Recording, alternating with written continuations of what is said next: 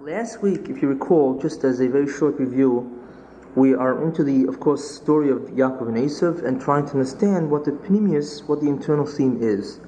And last week I had left off with the question of what is the significance of Yaakov seizing Esav's heel?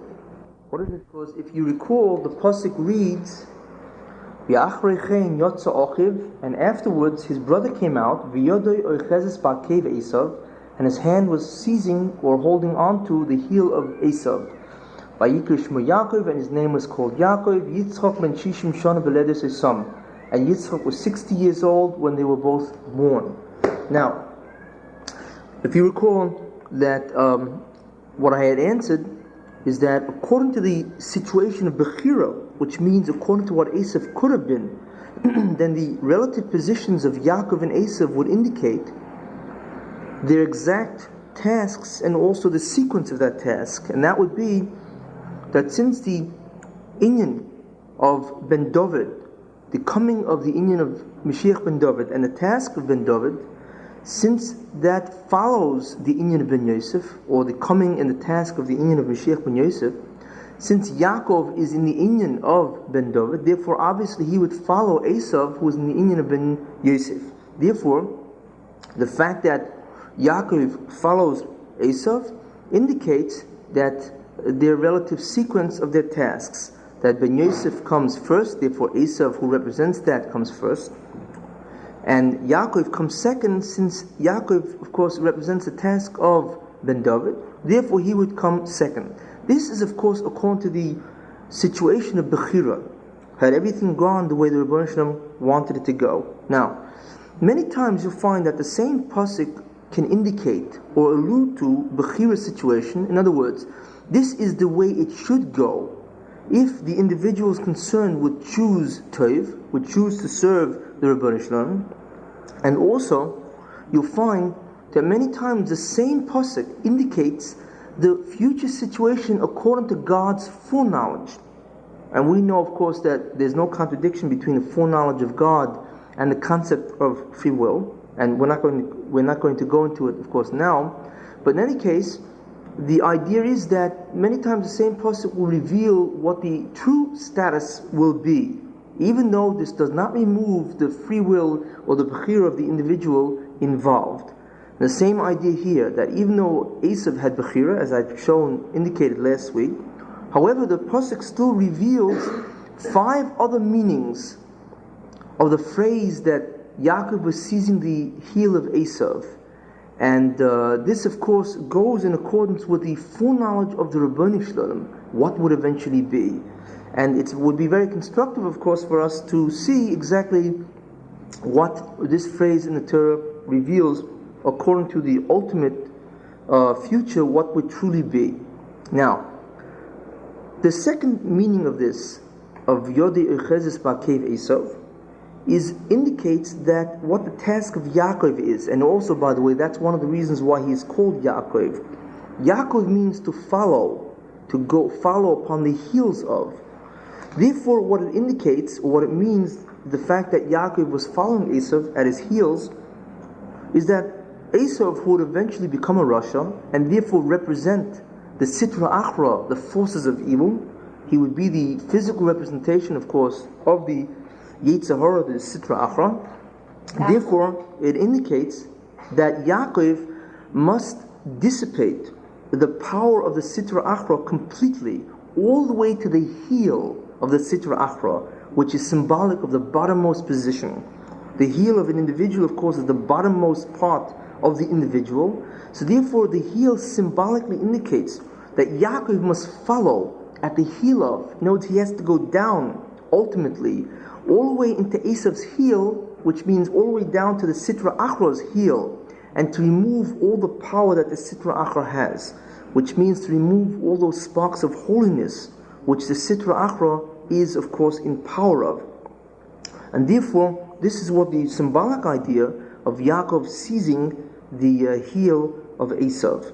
Now, how this manifests, of course, itself in the history is that what this would mean is that all nations who have certain schusim or certain sparks of kedusha, and they, of course, represent the Sitra Achra in their attempt to go against the Rebbeinu Shalom, this would mean that Klal Yisrael would go through golus or exile to all nations. In other words, that they would either remain tzaddikim or suffer or be persecuted at the hands of all nations.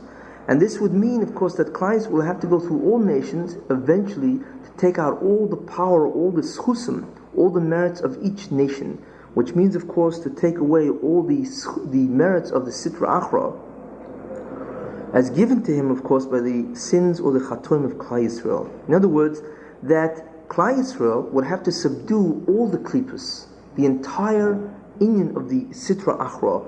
And this is indicated, of course, by the symbolic position that Yaakov has the heel of Esav, Esav representing the Sitra Achra, the major force on earth.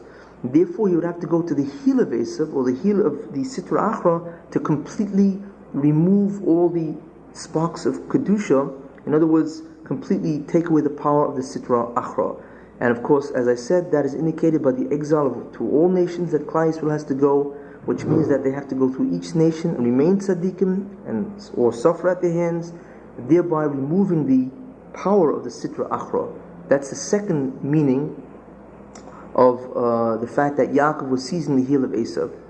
Another idea is that Yaakov's dominion will be after Esav's dominion. In other words, since Yaakov follows Esav, it follows that his dominion, which is Yemoisa Mashiach and Olam Haba, will follow Esav's dominion. And Esav's dominion, we know, of course, is Olam Hazeh. Therefore, that's also what it indicates, in truth, what would eventually happen, al pi emes, according to the future knowledge of the Rebbeinu Shalom. In addition, a fourth meaning is that what it also indicates is that Yaakov or his descendants will be treaded upon by Esav. They will be stepped upon by Esav in two ideas. That of all the nations of the earth, the primary one that will be doing this treading or subjugating the descendants of Yaakov will be Esav.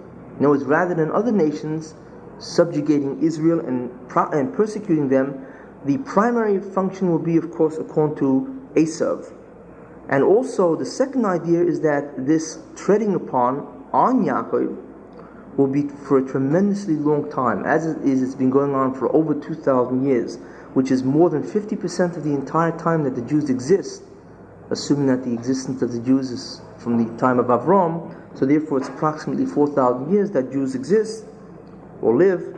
And therefore, Esav has been persecuting and subjugating the Jews for much more than 2,000 years.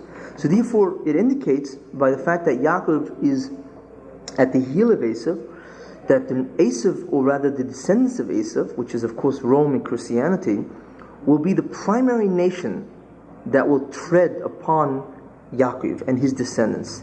And of course, that will be continuously for many thousands of years. This is the fourth meaning of what will happen in the future, as indicated by Yaakov following at the heels of Esav. A fifth idea is to indicate that Yaakov goes after what Esav kicks with his heels, what he despises. And if you recall, it says, Vayives Esav Esav Bechira, that Esav rejected or despised the birthright, which of course is the priesthood, because the firstborn is the one who served as a priest in the family. Therefore, when a person despises, he kicks it away. Therefore, what Esav despises, or what Esav kicks with his heel, Yaakov is grabbing right at that position. So therefore it indicates that Yaakov is grabbing, namely the Taryag mitzvahs, what Esav, of course, is despising and rejecting. Another meaning, a sixth meaning, is that it indicates the relationship between Yaakov and Esav, what they will always be. That just like Esav is standing and Yaakov is at the heel, this indicates that the relationship between both will always be diametrically opposite. They will both be opposed to each other. In other words, when Esav is on top, Yaakov will always be on the bottom. And vice versa. If Yaakov is on top, then Esav is on the bottom. They are never equal in power or success. And this is indicated also by the relative positions of Yaakov as he emerges following at the heel of Esav. That either he's at the heel of Esav or Esav is at his heel. One is the other. And this is basically what this idea reveals. Now, these are the ideas that are basically revealed in V'yodi Uchezes Ba'kev Esav, that one meaning, of course, is according to the Bechira of Esav. Had this been true, then he would have been in the union of Ben Yosef, and he would have been first, the Bechira, and Yaakov would have followed him in the union of Ben David. However, Lefi the Emes, true reality, the future knowledge of the Rebbeinu Shalom, it comes out that we have 5 other meanings to understand the relationship between Yaakov and Esav, between relationships between the descendants of Yaakov and the descendants of Esav. And as we look back in history, we have the vantage point of coming all the way at the end. We can truly see that this is all what was exactly so. All these ideas. So this is basically what that statement means. Now, I had also asked another question. That it says, the Rashi says that even though Esav was born first, however Yaakov was conceived first. And Rashi brings a raya, because the first, if you have a tube and you put one pebble in, the pebble that went in first is the pebble that goes out last if you put one right after it.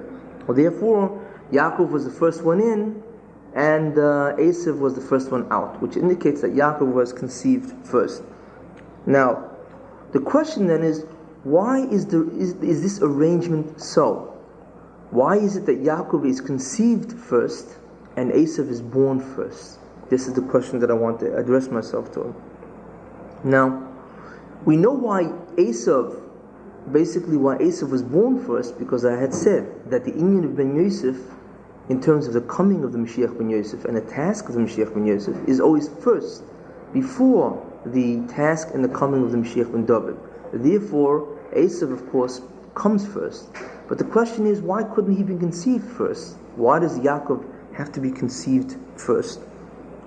And the answer to that is really that the Mashiach Ben David, or his task, gives rise to the Mashiach Ben Yosef. That's why. And that's what it's meant by that he's conceived first. Because if you recall, by Adam Rishon, that the task of Adam Rishon was to remove the Kessin, to remove the concealment of the unity, or the awareness of the unity of God, to remove that, and that of course was made by the Rabbi Shalom in order to give man a free will test. So therefore, his task was to remove that Hesti Yechudai in the Bria. That was the first task. And Ben David, who Adam Rishon was, would be the individual who had to do that. However, after the Chet of Adam Rishon, what happened? There was a kilkul. There was increased amount of concealment of the true nature of the Rabbi Shalom. There was an increased Hesti Yechudai, and this is called kilkul. And therefore it's now the job of the Mashiach Ben Yosef to remove that added Hester, that added, of course, kilkul. But if you recall, and therefore this, of course, comes second. So therefore the task and the Mashiach Ben David, the individual who does that task originally came first. That was the first idea in the universe creation. And the second idea, which came as a result of man's chet, was the second sequential idea, is the fact that Yosef, or the union of to remove the Hesti Yechudei contributed by man, which is called Kilkul, this came second to the idea of the original Chessan, or the Hesti Yechudei, which was given by the Rebbeinu Shalom. Therefore, Yaakov is conceived first, because the task and the individual of Ben David came first, and the task and the union of Ben Yosef comes second, in terms of originally or chronologically. Also, the reason why is another idea, which is also fundamental, is that the truth is that there is only one task. The only task at all is to remove the Hesti Yechudai. However, this is the only task. However, there are 2 ways of removing Hesti Yechudai. One is to address itself to the Hester itself. And that's what Mashiach Ben David does by spreading holiness throughout, Ispashtus Kedusha. And the second way is to remove the Sitra Achra, who creates further Hester. He contributes to the further Hester. But both of them are really removing Hesti Yechudai. One is by doing it directly, and the other by removing the Sitra Achra, who is the enemy who is creating more Hester. You also remove Hester by removing the enemy who is making the Hester. So therefore, conceptually, the only task is the task of removing Hesti Yechudai, which is a task really of Mashiach Ben David. And Mashiach Ben Yosef, of course, takes on the same task, but a different aspect of it. to remove the enemy of the Sitra Achra who contributes to more Hester. And this, of course, all started with the Chet of Adam Rishon.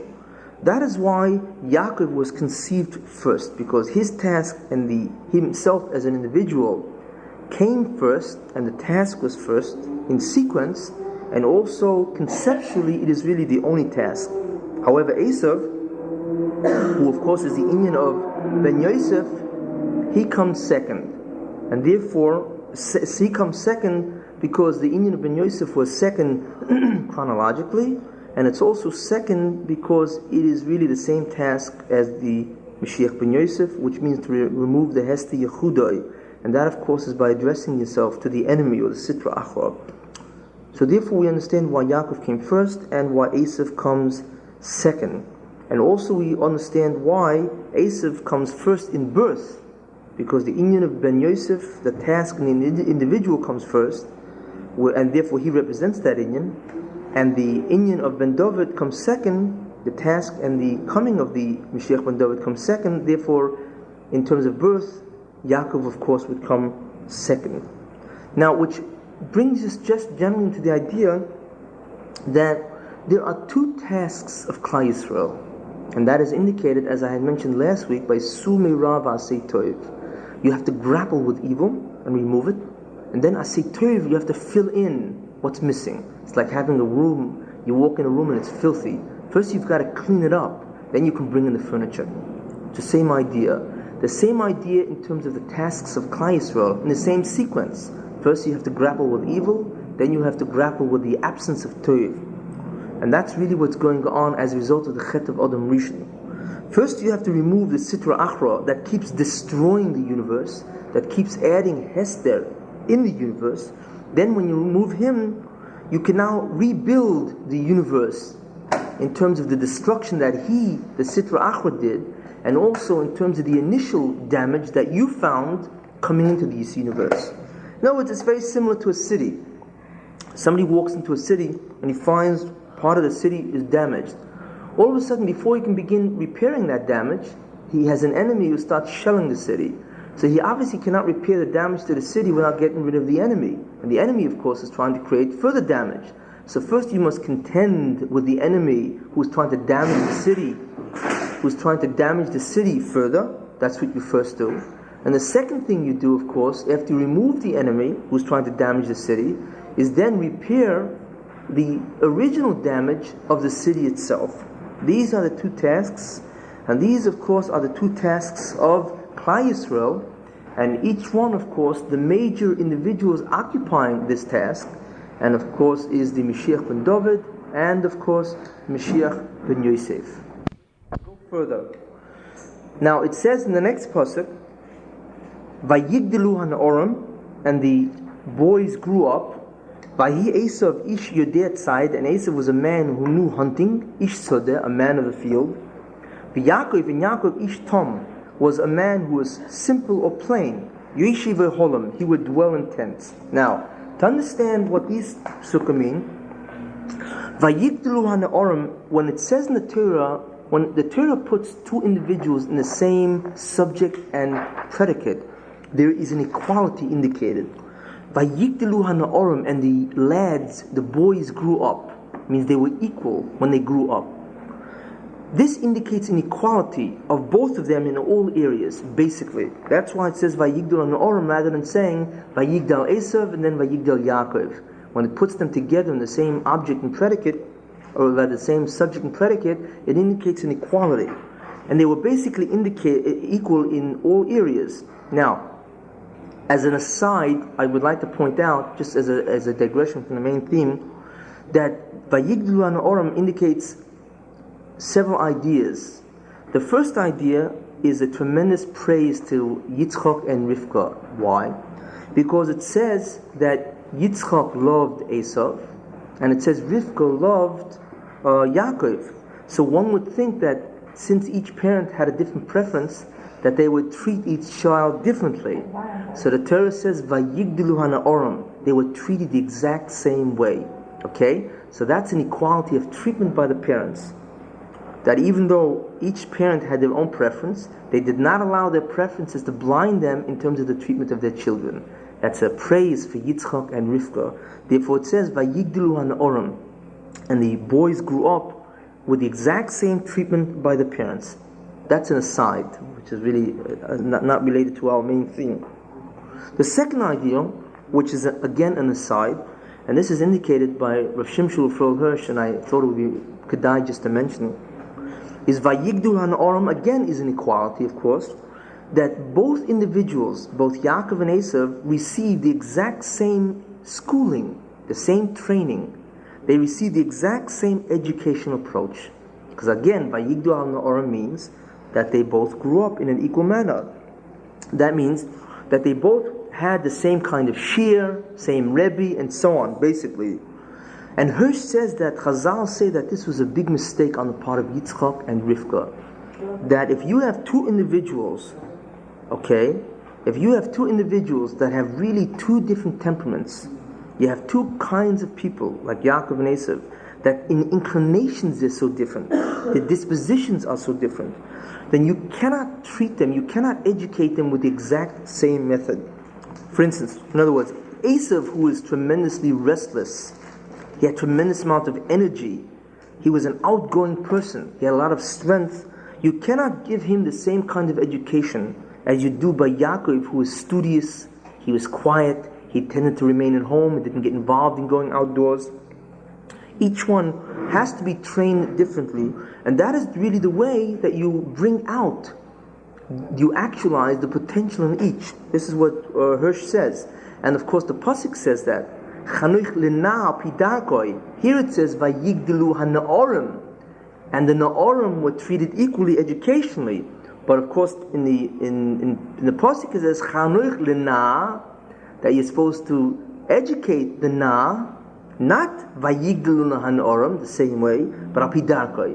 You have to educate children who have different temperaments and different natures and dispositions, different ways, and it's a mistake to apply the same method.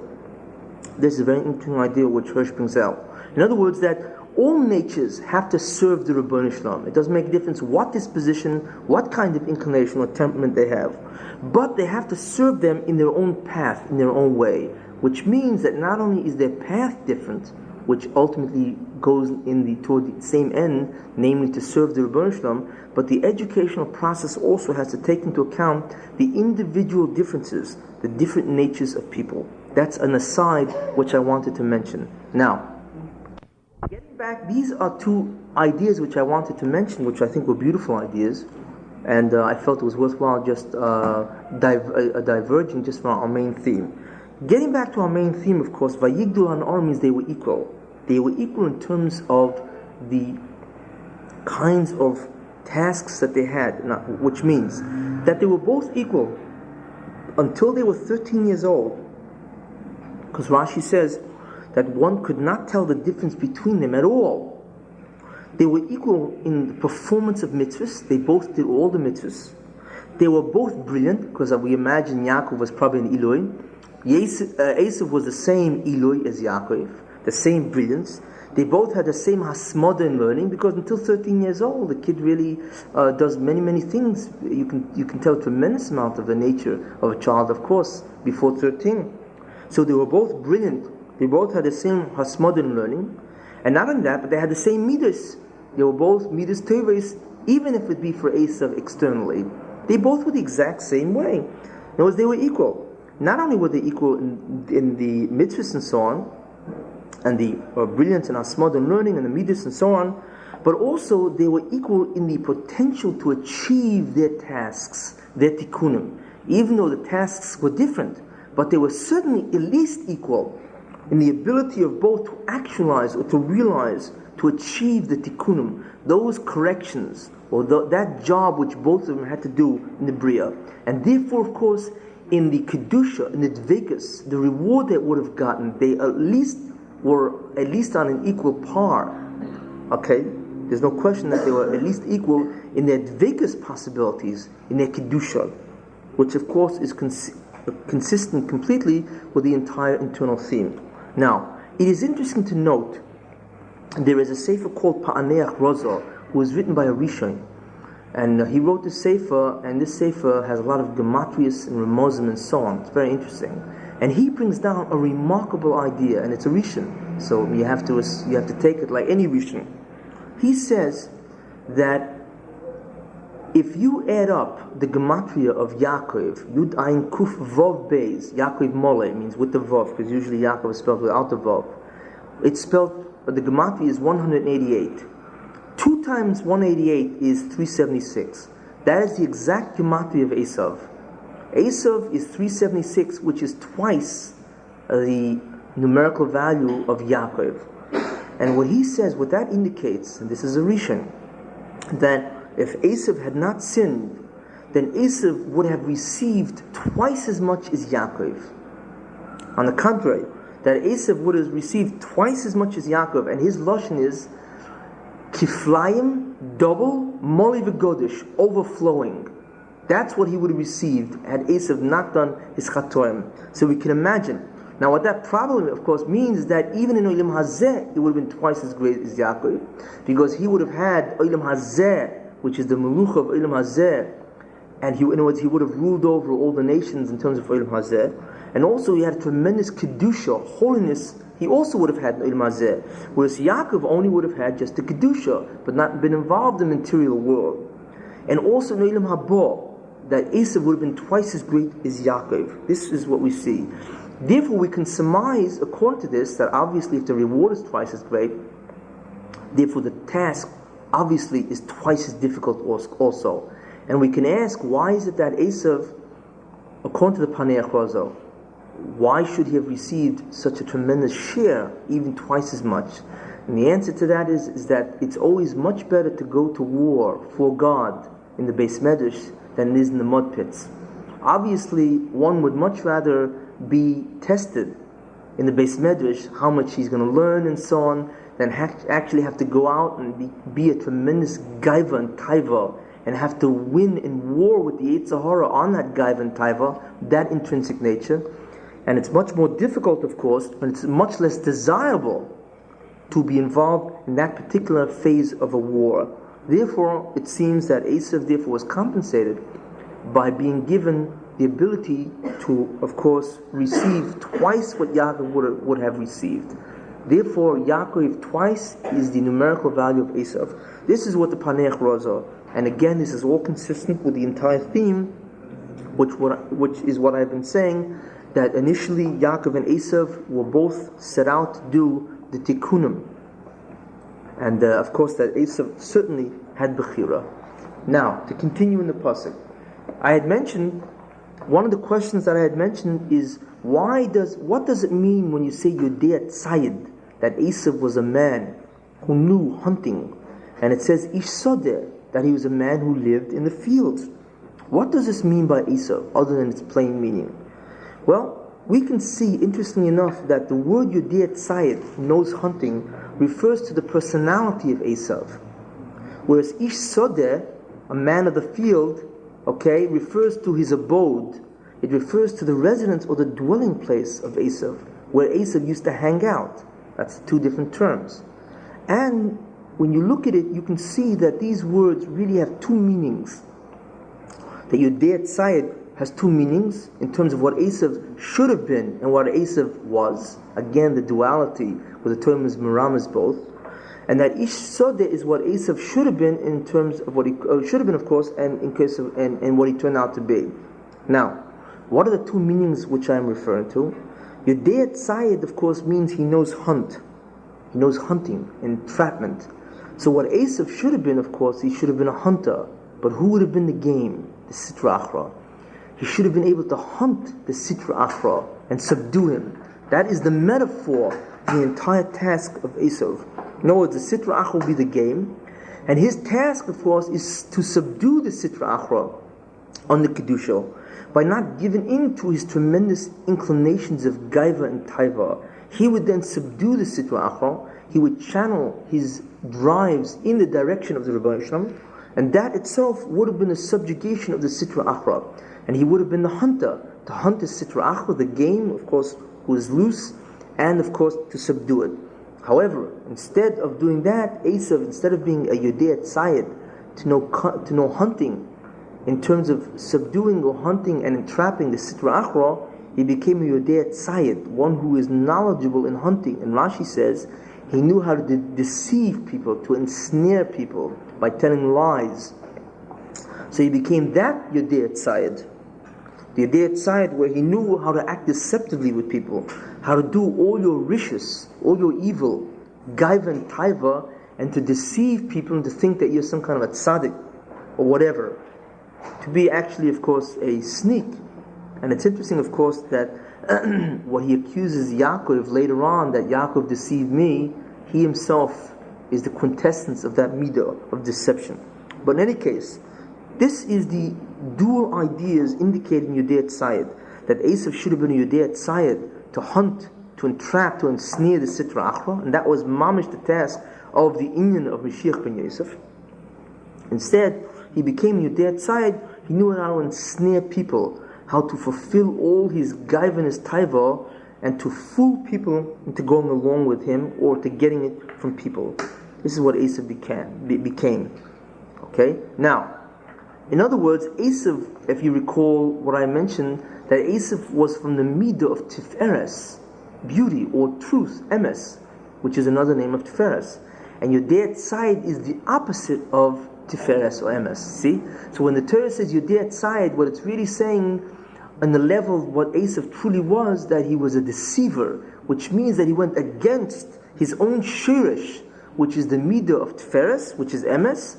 And Esav, of course, went against his own root, and of course he was an incredibly deceptive man. He was a liar. He was a con artist, to use the slang term today. And that's what the Torah tells you, that he was an individual, of course, who went against the shirish of Tiferes. And what is that? Emes. And of course he was a Yodei Tzayid, which is sheker. And in terms of what it says, Ish Sodeh, a man of the field, Ish Sodeh is very good for Esav. That's exactly what he should have been. A man who was outdoors, a man who would interact with Olam Hazeh, right? To koifa the Sitra Achra. That's exactly, Ish Sodeh is the proper environment for Esav, who had these inclinations, to force him into that environment.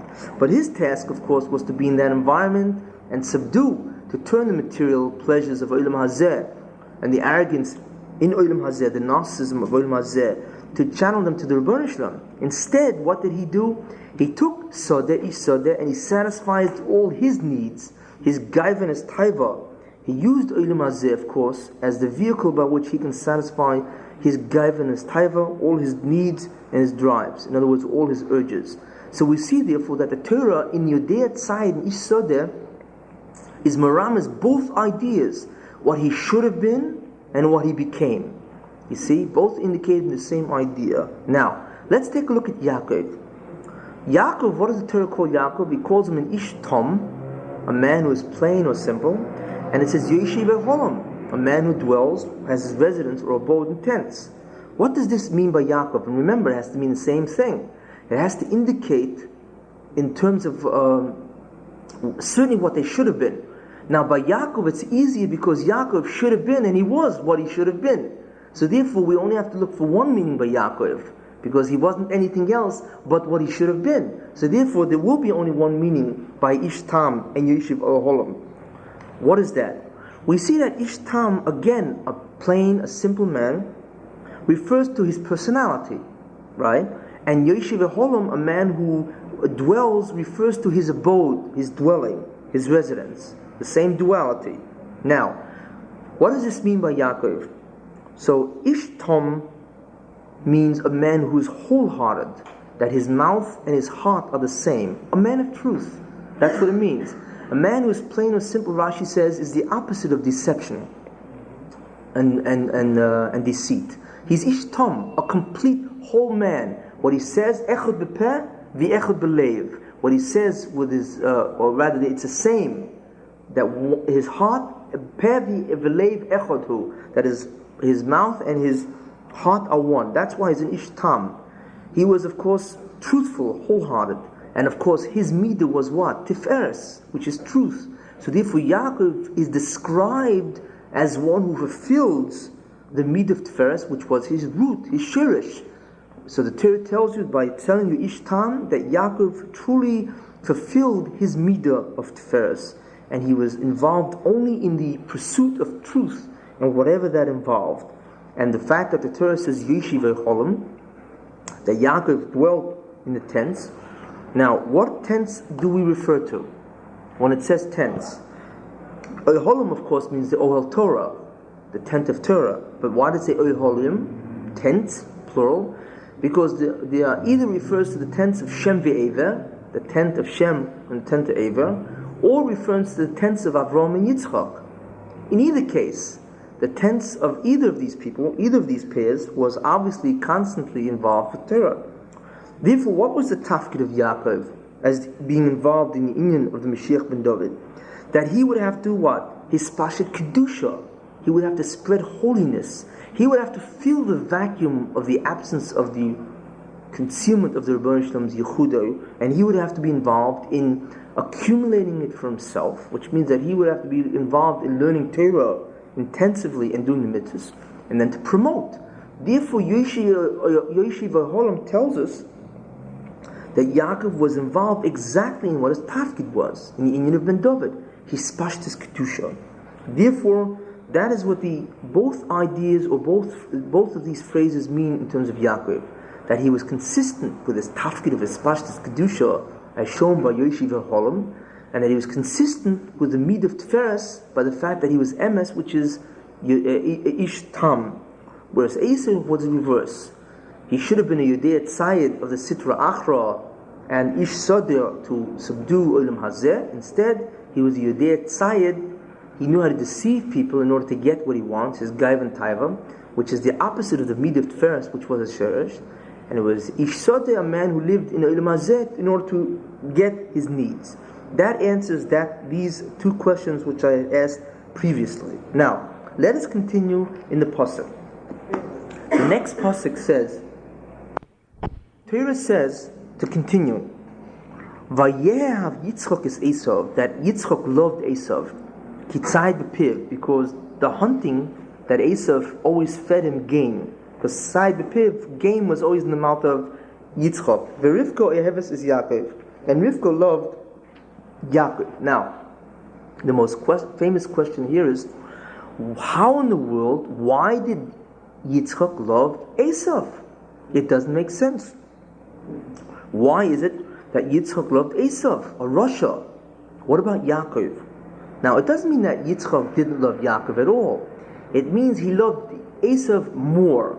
So the question is, how do we understand the fact that Yitzchak loved him so much?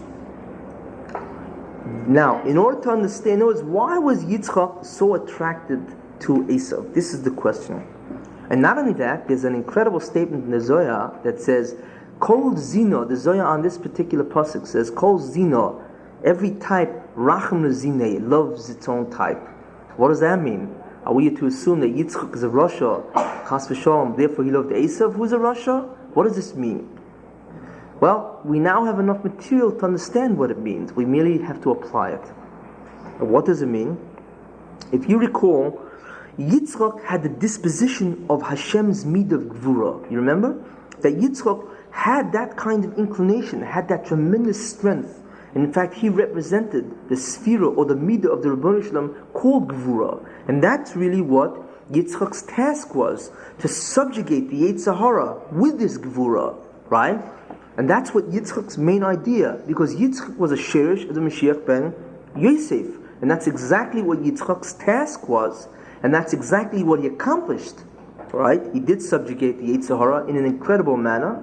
And his disposition was the disposition of Gvura. Now, if you recall, Esau also had the midah of the Rebbeinu Shalom, that disposition of Gvura. Also, but the only difference is that Esau had it from the central midah called Tiferes. And since he emerged from the left side, which I had mentioned previously, and the left side, of course, is Gvura, so therefore it comes out that we now understand simply why Yitzchak loved Esav.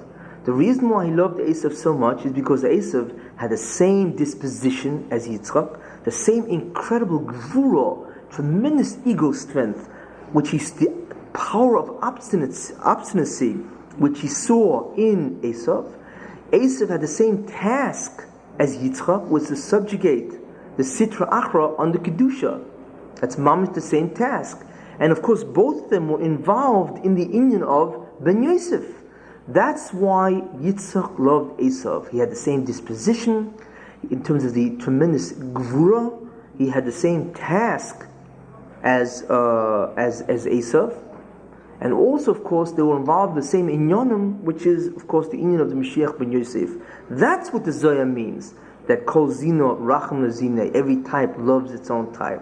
Not type means Rasha loves another Rasha, but every type, since Yitzchak was the same inclination, the same disposition of Gvura, the same task, and involved in the same aspect of the Mashiach, as Esav, okay, therefore Yitzchak loved Esav. He was very much drawn, because a father loves a son who is very much like him. He's drawn more toward that son than toward a child who is not the same kind of disposition as the father. Now, where do we see this marumas in the pasuk?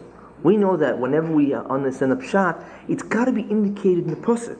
Well, the pasuk says, "Vayeav Yitzchak es Esav," that Yitzchak loved Esav, kitzayed bepiv, because there was game in his mouth. Now, pasuk pshat is because since Esav fed him all the time, he was sort of like bribed by Esav, right?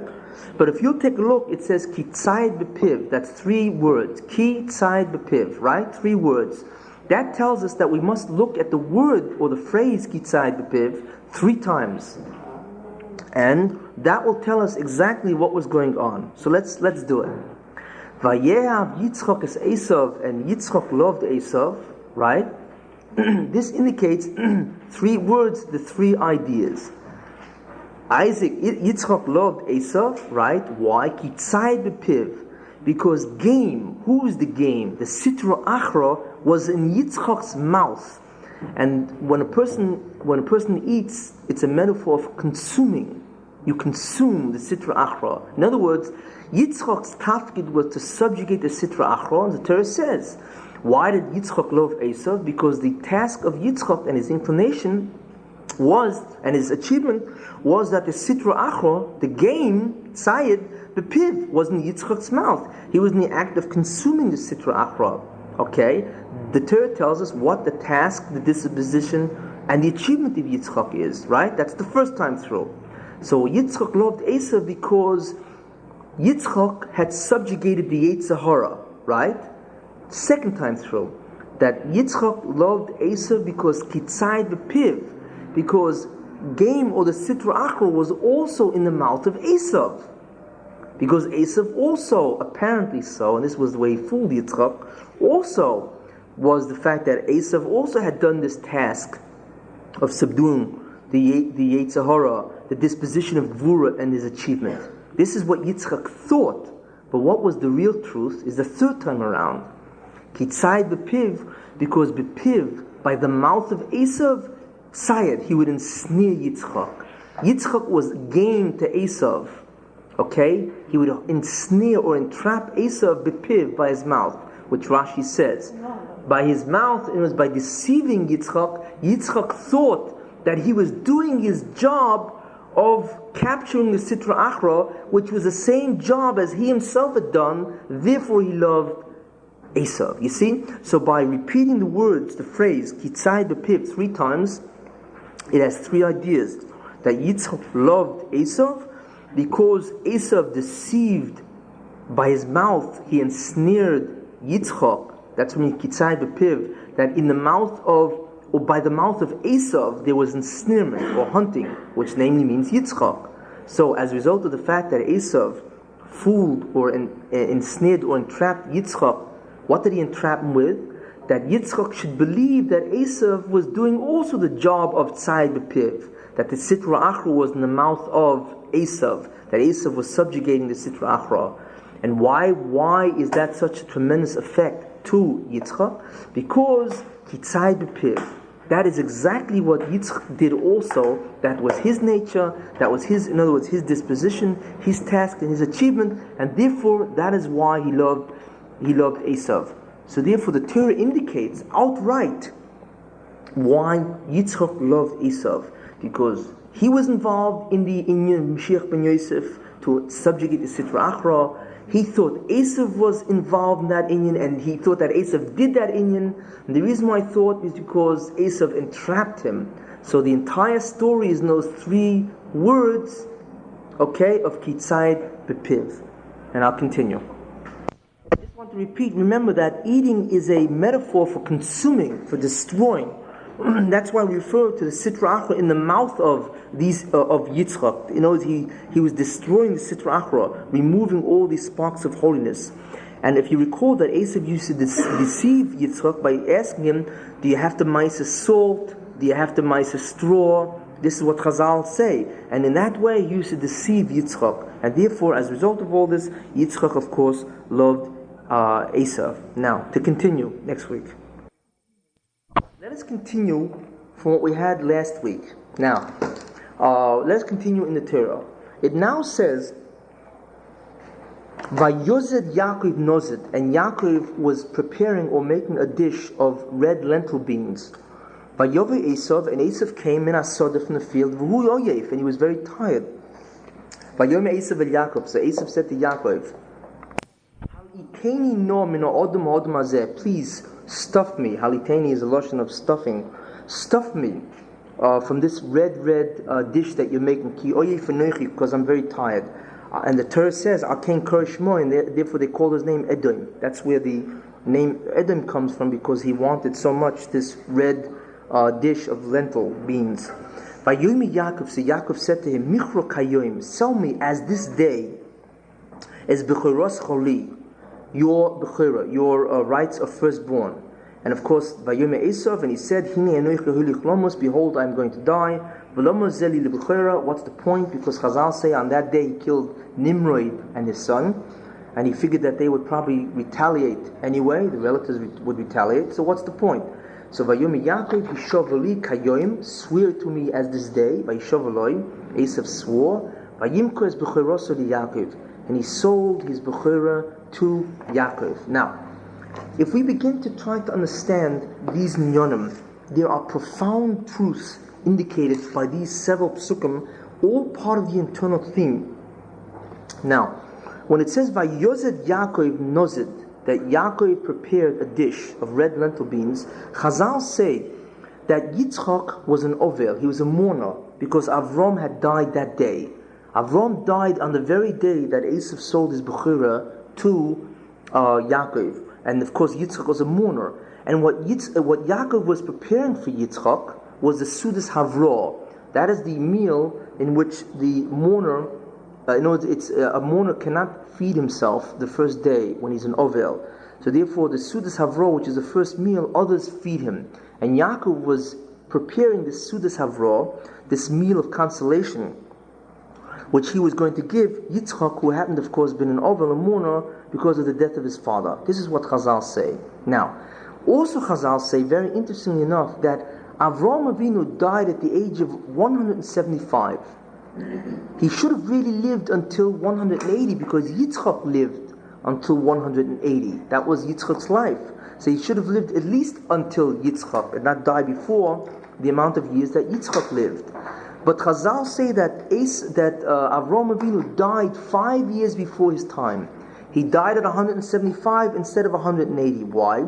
Because the Rebbeinu Shalom promised Avram that he would die b'seva teva, in a good old age.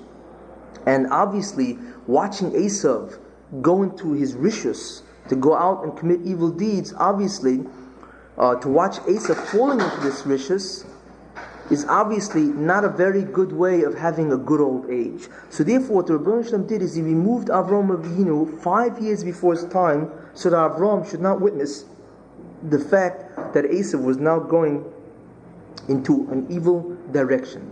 Now, the question I had asked previously, if you recall, is what is the significance of the fact that Avram Avinu died on the day that Yaakov, or rather Esav, sold his bechura to Yaakov?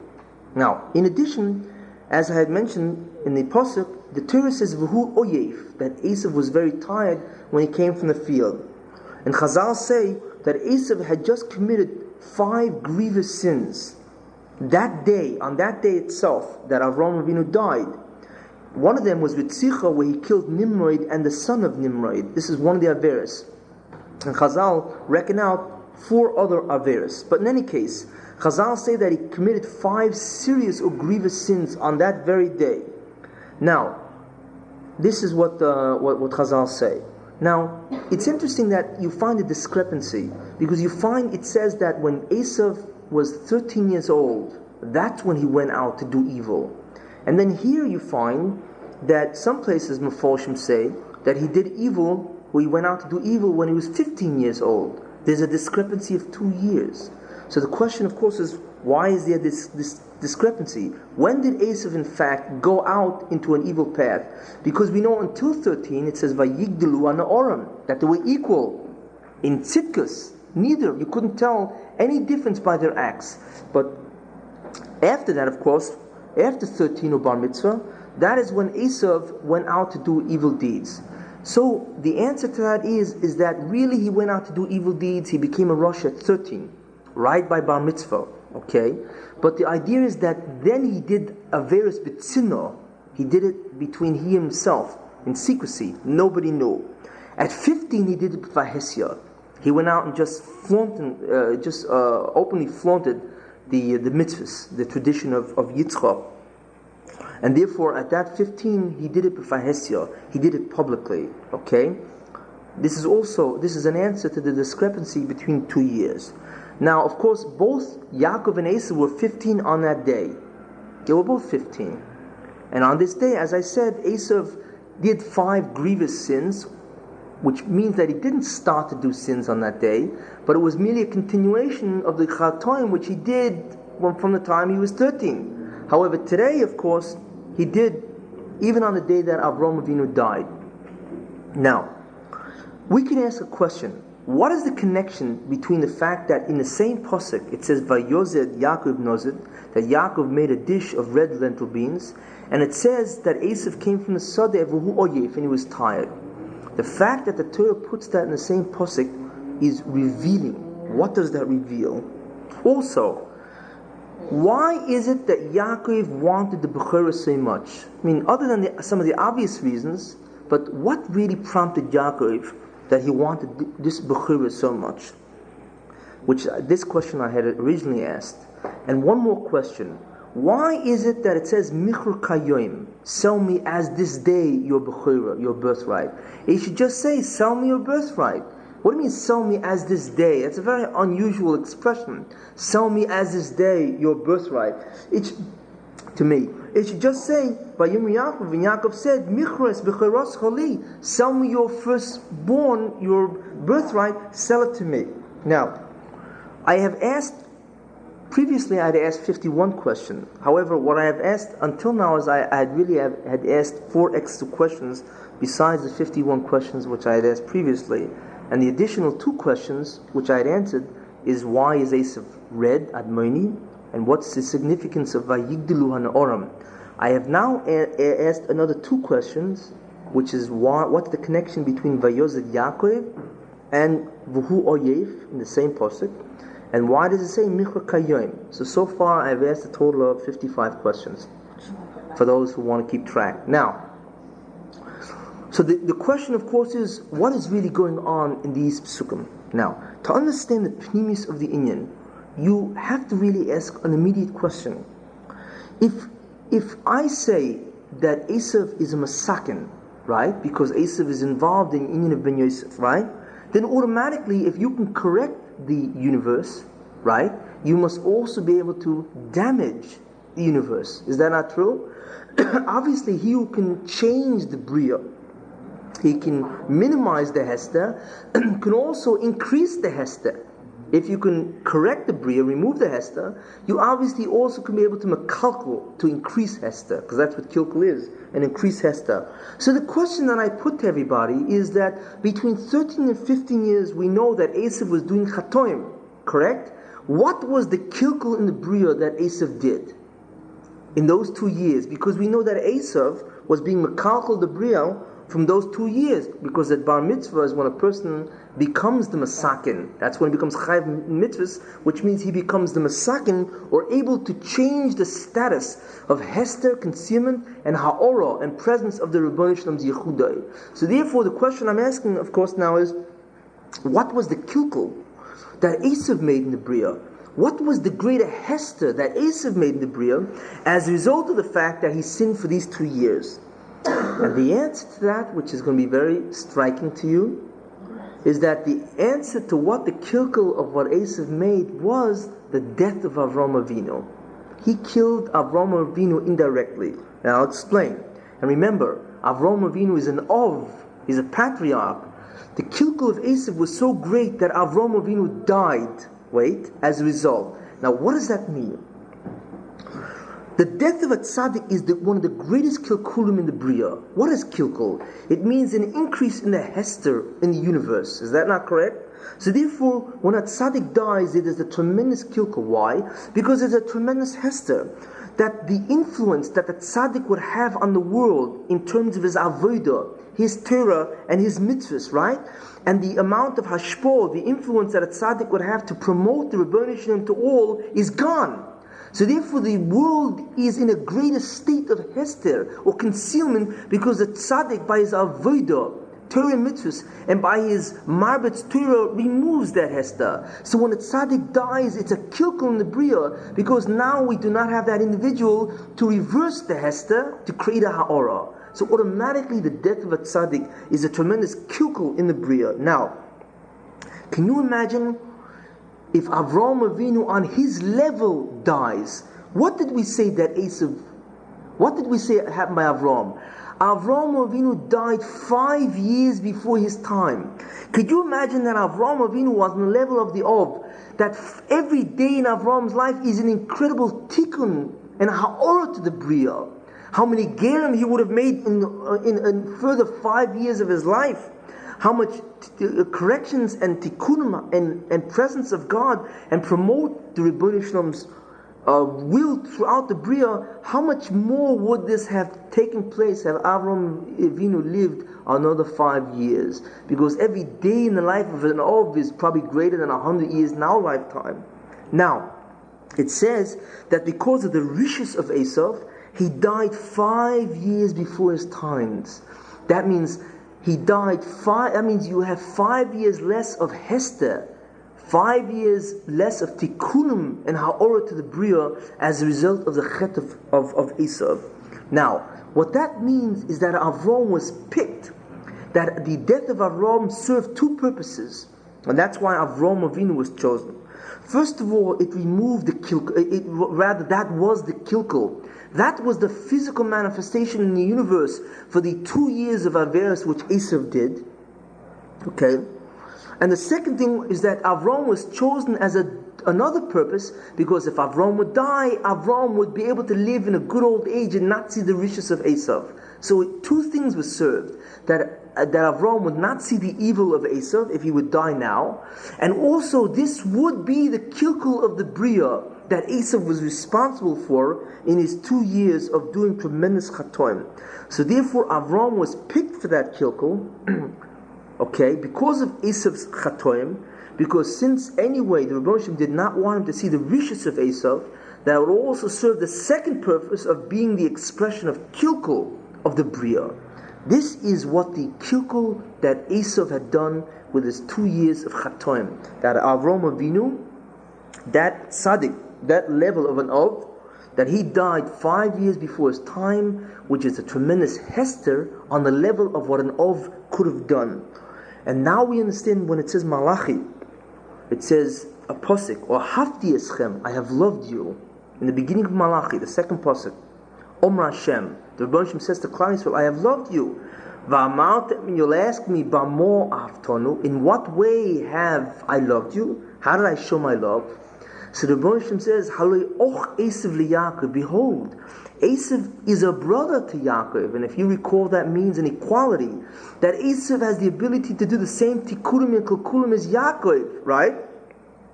V'oyav es Yaakov, and I loved Yaakov, yes, Esav sunesi, and I hated Esav. Why does the Rebbe Shalom hate Esau? The Rebbe Shalom doesn't hate Goyim because a Goy cannot do anything to the presence of the Rebbe Shalom, either for or against it.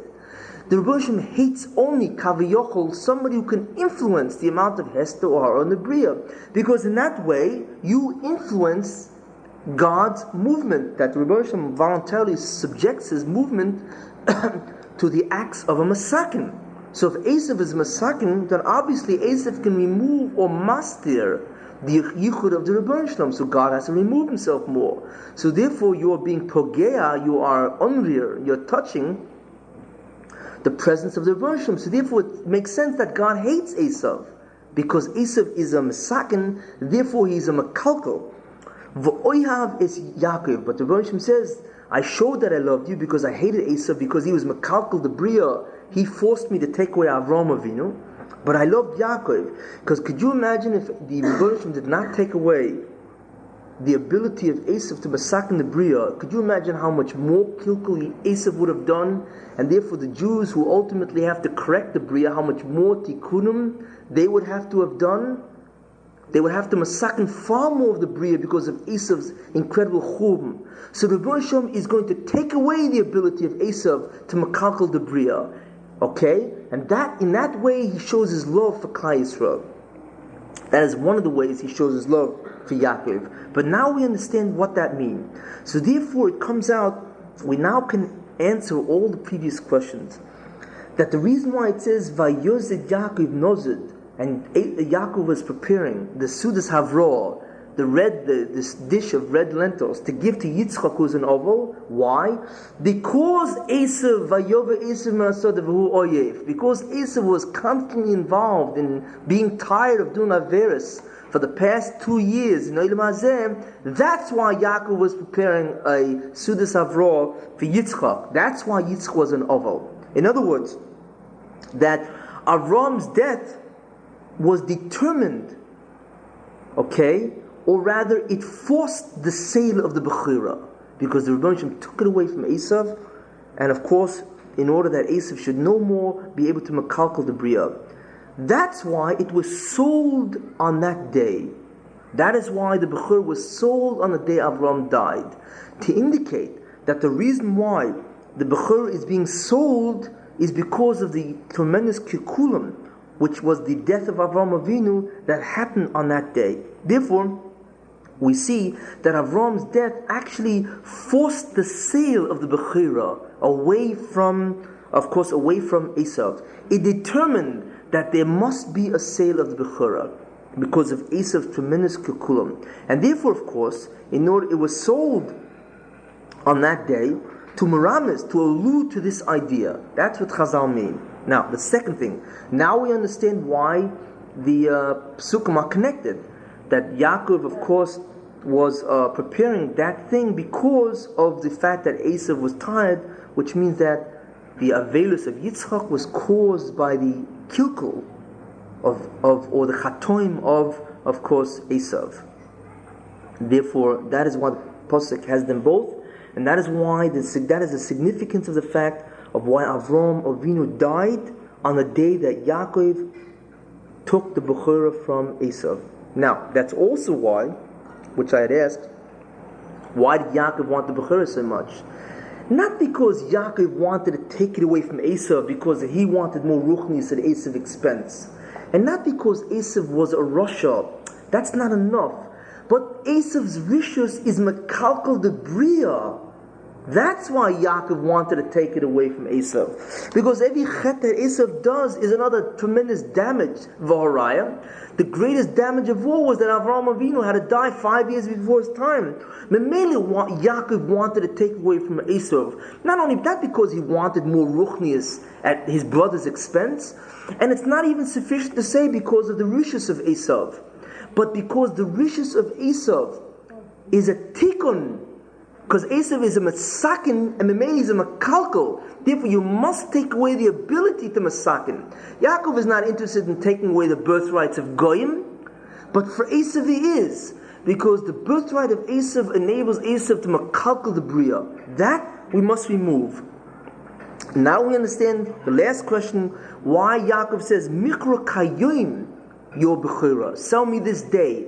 Because Yaakov said, as this day indicates the acts that you were truly involved with, because of the consequences that happened on this day, namely the death of Avram. So sell me this day when we see clearly what you were involved with, because and the consequences, of course, that Avram died. This day I want you to sell me your bechira, your ability to masaken the bria, because instead of being masaken the bria, you have been makalkel the bria, and that is why it says as this day. Sell me as this day indicates. Because Kayom is the rationale of why Yaakov wanted so much, and that's why he's saying, sell me as they say your bechira, so that you should no more make tremendous kilkulim in the bria, and instead you will have no more power at all of power in order to masak, and therefore, of course, you can no more makalkal. Continue. It says, V'Yaakov nosan le'Esav, and Yaakov gave to Esav lechem, bread, unizid adoshim, and he gave him the red lentils, beans. And it says a very peculiar kind of phrase. It says, Vayichal, and Esav ate, Vayesht, and he drank, Vayokim, he got up, Vayelech, and he went, Vayives, Esav is a bechura, and Esav despised the bechura. What is the Torah trying to say here?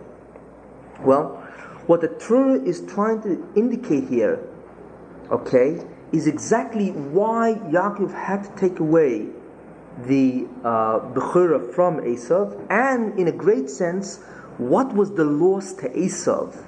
What exactly did Esav do that Yaakov, of course, had to take away? The bechura, or rather, that the Rebbe Shalom arranged it that Esav would come tired and he would give away his bechura. We know the obvious reason, because the kilkul of Avram, death of Avram, is the reason why Yaakov wanted to take away so desperately. But where do we see the failure on the part of Esav? Where was his failure? And the Torah is murdering the Rambam that in these psukim, because it says, Vayichal, and he ate, Vayesht, Vayokim, Vayelech, Vayives. Vayichal, Vayesht, Vayokim, Vayelech is a sort of like Esav is hurrying. It indicates the animal nature of Esav, the gluttonous nature of Esav. He ate, he drank, he got up, and he left. You don't see any indication of a bracha. Maybe he would bless God before he would eat, as you find by the Ovos that they're always in the act of course, blessing the Rebbe Shalom. Instead of seeing, it indicates a total lack of the service to the Rebbe Shalom. By not mentioning any idea of the Rebbe Shalom in this act of eating, okay, that's one idea of indicating the total lack of service to the Rebbe Shalom. And on the contrary, it indicates by the rapidity of these words the true nature, the gaiva and the taiva of Esav. The taiva is vayoicha vayish vayokim vayelech, and he ate hurriedly. He just wolfed it down, right? And then vayives Esav as a bechura, and he despised the bechura. That's his gaiva. So vayoicha vayish vayokim vayelech is his taiva, and vayives Esav as a bechura, that Esav despised the priesthood. That's really what he despised, which is the service to the Rebbe Shalom. He despised the Rebbe Shalom. That's his gaiva. So it says, so we see that what this indicates, this phrase, it indicates Esav's failure to masaken the inyan of Olam Hazeh. In other words, he was a failure ish sodeh, that he interacted with Olam Hazeh and he failed to masaken it. In other words, it's a failure of the entire inyan of Ben Yosef. Because the inyan of Ben Yosef is to take taiva and gaiva and to turn it toward the Rebbe Shalom. And on the contrary, what Esav did, we see that Esav took the material world, his taiva and his gaiva, and he used it for his own needs. So the Torah tells us, therefore, in this pasuk, that Esav interacted with Olam Hazeh, that's ish sodeh, but he actualized or he fulfilled his needs of gaiva and taiva. And it indicates by the rapidity of the Lashonis that the Rebbe Shalom is nowhere indicated in terms of a blessing to God, and he's like the fact that he wolfed it down and he ran away, and his tremendous arrogant act of despising the Bechura. This indicates the complete failure of Esav to be involved with the inyan of Ben Yosef, which is to take the taiva and gaiva, and on the contrary, to subjugate it to the Rebbe Shalom's service, to subjugate the Sitra Achra. Therefore, the Torah tells us that he lost his Bechura because he failed in his own inyan, and in addition, his kilkul killed Avram Avinu. He was the indirect cause of the death of Avram Avinu. So appropriately speaking, we can label this entire first section, this birth and childhood of Esav and Yaakov, we can label as the failure. It's the failure of Esav to accept upon himself or to accomplish the inyan of Ben Yosef as an of, which he should have done, and then of course become part of Klal Yisrael. This is what we see is going on. Now, if we see that Esav failed in his task as an of, we know that Esav had the madrega as an of, and we see that he failed in the task. In other words, he did not assume he failed in the task of the inyan of Ben Yosef, right? Then there's a very big difficulty. Since we know that both tasks must be done, in other words, the task of Ben David, which is the hispashtus kedusha, to fill the vacuum, to bring in the presence of the Rebbeinu Shalom, to promote that idea throughout, and also the inyan of Ben Yosef, to subjugate the sitra achra. Both the bria needs both for a tikkun. Remember, especially after the chet of Adam Rishon, you need both tasks, side the task of Ben David and side the task of Ben Yosef, and in that way the universe is corrected. You remove the chet of Adam Rishon, which is man's contribution to Hester, and you also correct the Hester which the Rebbeinu Shalom placed, in order that man should, of course, have a task to accomplish in the first place. Therefore, both have to be done by whoever is the Mesaknim, and we know the people who are the Mesaknim, of course, is Klal Yisrael. Correct? Well, if we know that Esav failed in that task of Ben Yosef, right, then who would take the inyan of Ben Yosef? Because Klal Yisrael, or the tikkun of the Bria, needs both ideas, the task of Ben Yosef and the task of Ben David. So if Yaakov was involved in the task of Ben David, and Esav was involved in the task of Ben Yosef, and Esav failed, then what happens to the inyan of Ben Yosef? And the answer to that, of course, is that the inyan of Ben Yosef was given to Yaakov. Yaakov now had to assume a double role.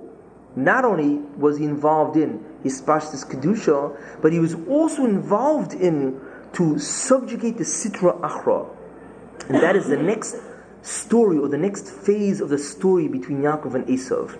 And that's what's the idea in Malachi, which I repeated previously, when it says that I have loved you because Esav Yaakov, that Esav was a brother to Yaakov, so they could both mesaken u'mekalkel the bria. And of course, I hated Esav because he's mekalkel, v'oyev es Yaakov, and I loved Yaakov. It indicates not only that he loved Yaakov because he took away the ability of Esav to mekalkel the bria, which would have been tremendous damage and would have involved more work for Klal Yisrael later, but v'oyev es Yaakov, that I loved Yaakov and I gave it to Yaakov and not to another ummah, not to another nation. I put the entire tikkun of the bria, the entire tasks of the bria, everything that has to be done to bring the universe to its corrected state, I give it over to Yaakov. And in that case, I indicated to him an additional love. But there's a very difficult idea here, because it's almost impossible for one man to mesaken both inyanim. If you recall, how can one man assume both awesome tasks? Because what it would indicate is a person who had tremendous taivas and gaiva. He would have to contend with that intensity, and he would also have to contend with the intensity of learning Torah and promoting the Rebbeinu Shalom. And since the tasks of the Mashiachim are incredibly intensified, one man would be split in half if he would be involved in both inyanim. So the question, of course, is, if you give it to Yaakov, how can Yaakov do both ideas? How can he do both inyanim? Because what would be is that the obvious difficulties is that, first of all, there's a tremendous amount to do. Because Yaakov has to assume the amount that Esav has to do throughout his entire life. Correct? That is an awesome amount of subjugation of the Sitra Achra. That's a tremendous amount of fighting, if we assume how much Esav would have to do through his entire life. So Yaakov has only one life to live, right? So then, how can Yaakov assume that tremendous amount that has to be done by an Ov? That's the first difficulty, right? The second difficulty is what I had mentioned previously, that it's extremely dangerous for one man to assume both ideas, because an individual does not have enough energy for both inyanim. He doesn't have enough strength, because each task has a tremendous intensity, and one man does not have enough energy or gvura for both ideas. And you should know that even if the Rebbeinu Shalom gives Yaakov the task of one and suspends the other, in other words, even if Yaakov has to tackle the inyan of Ben Yosef alone at this time, right?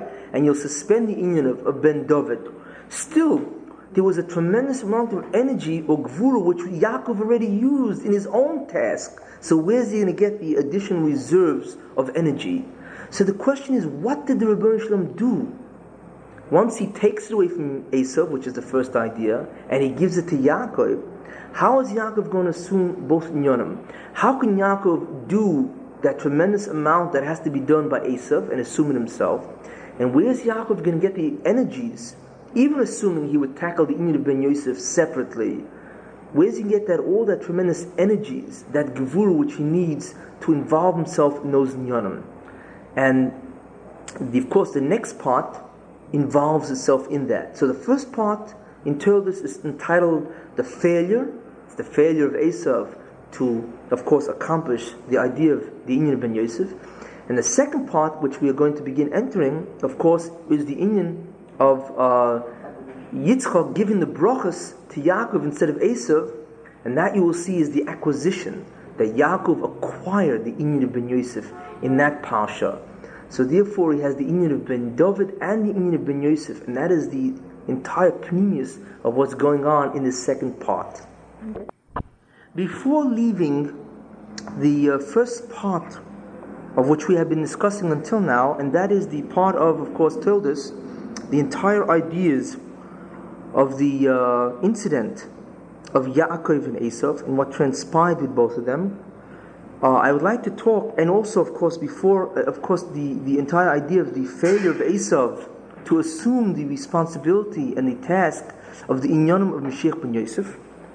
And therefore we see that consequently it was given to Yaakov. And this of course really is the entire idea of that first section, that the Torah wants to tell us that originally both were supposed to have these ideas, inyanim. And in other words, Yaakov the inyan of Ben David and Esav the inyan of Ben Yosef. And of course Esav failed, therefore Yaakov took it over. And that first section is there merely to tell us that originally it was given to two, and then eventually, of course, because of Esav's reneging that responsibility, of course it then went over to Yaakov. Now, before leaving this, I would like to conclude in this first section with a very interesting idea. And let me begin the pasuk.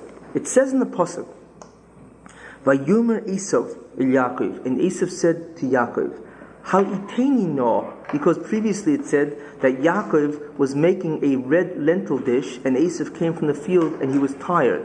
And we know that he was tired, of course, refers to the tremendous amount of averis that he had been doing that day, as well as what he had been doing, of course, the previous years, the 2 previous years, from 13 to 15. In any case, it says that Esav said to Yaakov, Haliteni no, feed me, min ha'odim hazeh, from this red lentil dish, ki oyi f'nechi, because I'm very tired. I don't even have enough strength to take the food in my mouth. Therefore the Torah concludes, Al Ken Korosh Shmoi, therefore his name is called Edom, because of min ha'odim hazeh, from this red lentil dish. Now, if we think about it, Esav is really, in terms of what he said to Yaakov, is really almost issuing or announcing something prophetically that he himself is really unaware. Okay? Now, in other words, we recall that this dish which Yaakov was making was really the Sudas Havro'ah to Yitzchak, because Yitzchak lost his father Avram, who died that day, and we know now that it's because of the Kilkulim of what Esav did in the Bria. Therefore Yitzchak, of course, was an Ovel. Now, and therefore, of course, it is also, the halacha is that an Ovel cannot prepare his own food, the first meal, therefore another person has to prepare it for him. And therefore Yaakov was preparing it for Esav. However, Esav also prophetically made these remarks, even though he was unaware really of the import of these remarks. And that is, he said that, feed me also from this red lentil dish, because I am also truly an Ovel. What does that mean? In other words, just like this Su'udah is a Sudas Havro'ah, is the consolation meal, which is going to Yitzchak because he lost his father. Esav was prophetically unaware, saying that feed me also, because I also cannot take from food and prepare my own food. It has to be prepared for me. So therefore feed me also from this particular red lentil dish, because Esav was saying that he also is an Ovel. Why? Because just as Yitzchak lost his father, Esav lost his father also. And who is his father? The Rabbi Shalom.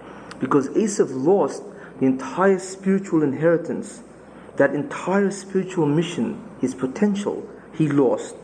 Which means that he lost that special relationship with the Rabbi Shalom, that only a true Masakin, only that individual who's involved in correcting the Bria and therefore getting Ulam Haba, only that individual has that special closeness to the Rabbi Shalom, where the Rabbi Shalom says, Bonam atem Hashem lekechem, that you are children to the God, Lord your God. So therefore, Esav was prophetically announcing, even though he was unaware, that he also lost his father, who is the Rabbi Shalom. He no more has that special relationship to the Rabbi Shalom, since he is no more a Masakin. Therefore, he is also an Ovel, figuratively, in a poetic sense. Therefore, this dish is also for him is Sudas Havra. Therefore, Haliteni no, feed me, because an Ovel has to be fed the first meal. So he was saying that just like Yitzchak, of course, has to be fed, I also have to be fed, because just like he is an Ovel, because he lost his father, Avraham Avinu, I also have to be fed. And Esau was saying that he lost his father, of course, and that means that he lost the Rabbi Shalom. In other words, he lost that special relationship that he had with the Rabbi Shalom as a result of the fact that, of course, he would no more be a Masakin. This is what Esau was saying. It's a very beautiful metaphoric idea that lies in the words Haliteni no and the rest of the Psukim. And of course it says, Esav was remarking, Haliteni no, feed me. Why? Why am I also an Avel? Ki oyi f'nechi, for I am tired. Notice, he's saying that he has committed all these Averas, and that has of course cost him the entire union of Ben Yosef. Therefore, he is also an Avel. Ki oyi f'nechi is the reason why Haliteni no. So Esav was prophetically saying this, of course, and being unaware. It's like many times Chazal say, Misnabe v'leyoda mashen isnabe. He prophesied and he didn't realize that what he said was really a prophecy. The same idea. Esav made a statement and he didn't realize that this is a statement truly, the prophecy that he lost the entire inyan of the inyan of Ben Yosef. And of course, who took it? Yaakov, by the inyan of the brachos.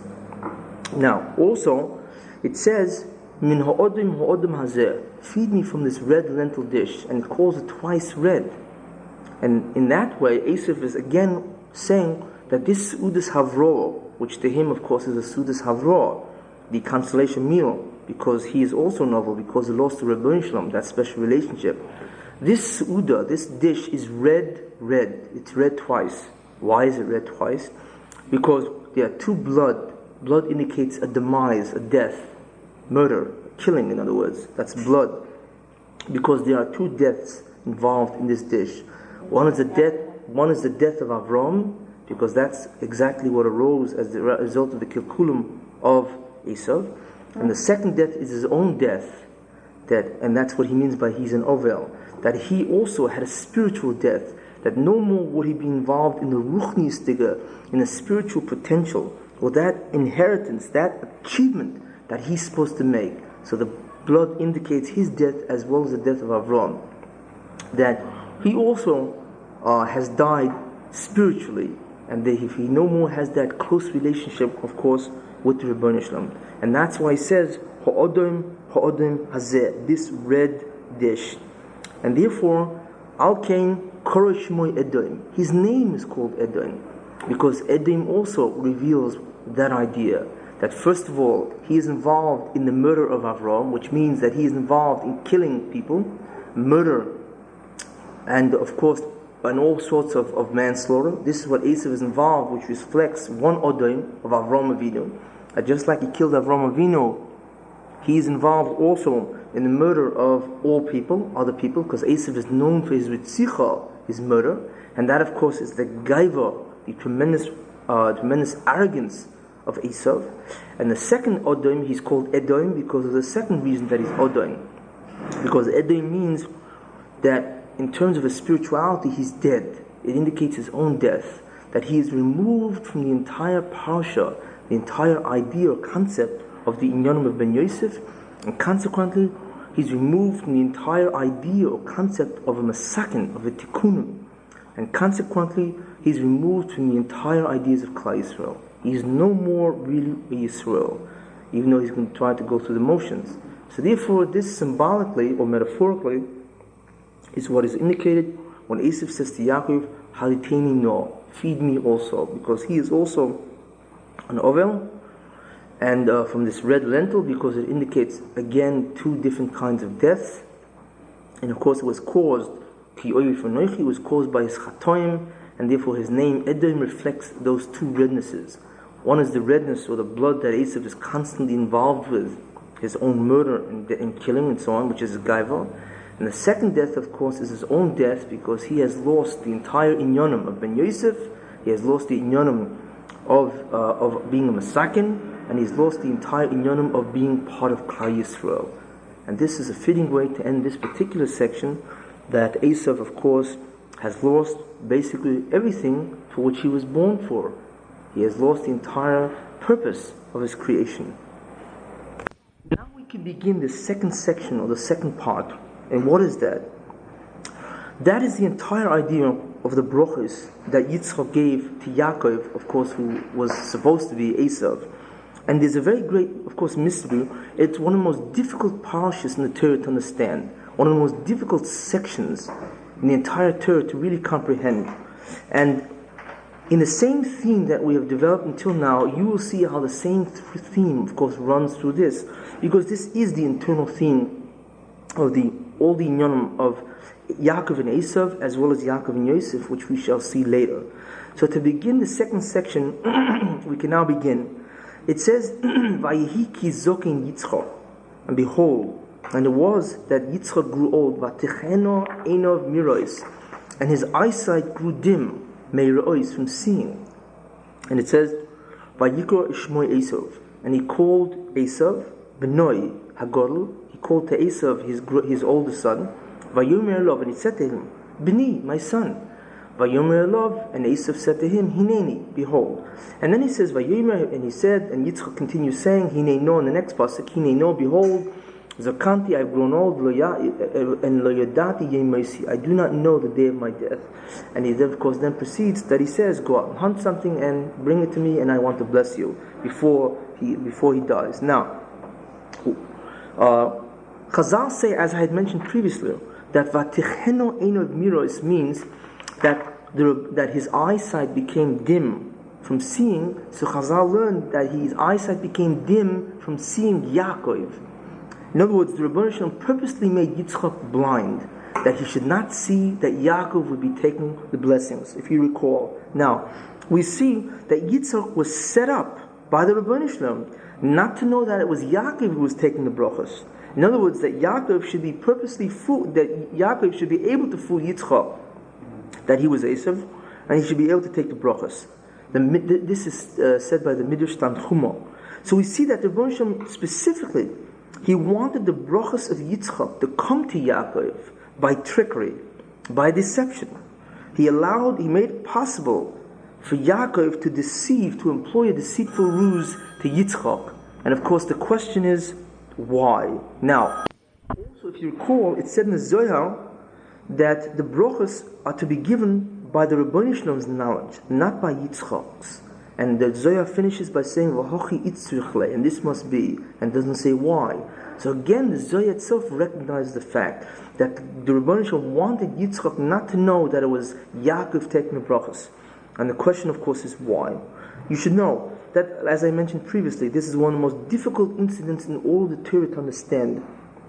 And it's also one of the most frequently asked. Why is it that Yaakov would have to take the blessings of Yitzchak by deceit? In other words, and this bothers people very much, because it puts the posture of a Jew in terms of being a deceitful individual. And on the contrary, Goyim always refer to this. You see, Jacob stole the brachas of Esav, his brother. It just shows you between the Jew and the Goy. Now, the truth is, however, that the answer to this question is one of the most profoundest principles in all of Hashkafa. And that this same principle underlies many of the mysterious events, many of the events in Tanakh, in Jewish history, and in the history of man in general, in terms of world history. That these ideas are very profound, and history is pervaded by the same principle which answers why Yaakov had to take the blessings of Yitzchak